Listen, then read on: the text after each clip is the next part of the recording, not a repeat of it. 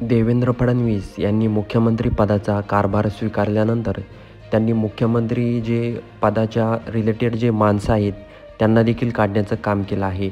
जे शिंदेंचे निकटवर्तीय होते मंगेश चव्हाटे यांना देखील मुख्यमंत्री देवेंद्र फडणवीस यांनी काढलं आहे आणि त्यांच्या जागेवर दुसरे एक जणांना घेतलं आहे. मराठा आरक्षण आंदोलनादरम्यान मुंबईच्या वेशीवर नवी मुंबईचे मनोज जरांगे पाटील यांचा मोर्चा आला तेव्हा यांच्याशी चर्चा करण्यासाठी मंगेश चव्हाटे हेच पुढं जात होते.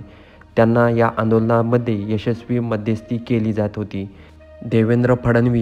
मुख्यमंत्री देवेंद्र फडणवीस यांनी शपथ घेतल्यानंतर सध्याचे उपमुख्यमंत्री एकनाथ शिंदे यांच्या जवळची व्यक्ती हटवण्यात आली आहे. एकनाथ शिंदे यांच्या जवळचे सहकारी मुख्यमंत्री सहाय्यता निधी कक्षाचे प्रमुख मंगेश चव्हाटे यांना हटवून त्यांच्या जागी डॉक्टर रामेश्वर नाईक यांची नेमणूक करण्यात आली आहे. देवेंद्र फडणवीस आता मुख्यमंत्री असताना मुख्यमंत्री सहाय्यता निधी कक्षाचे प्रमुख म्हणून रामेश्वर नाईक यांचं हेच काम सांभाळणार आहे असं देखील त्यांनी मानण्यात आलं आहे. आता येणाऱ्या काळामध्ये हे मंगेश चव्हाटे कोणत्या विभागात राहतील, त्याचबरोबर देवेंद्र फडणवीस आणि मुख्यमंत्री एकनाथ शिंदे यांच्या दोघांमध्ये नाराजी सूर लागतो का?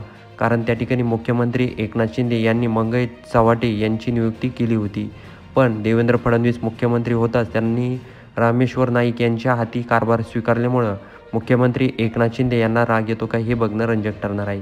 आपल्या नवनवीन घडामोडी जाणण्यासाठी आपल्या चॅनलवर नवीन असाल तर चॅनलला सबस्क्राईब नक्की करून घ्या.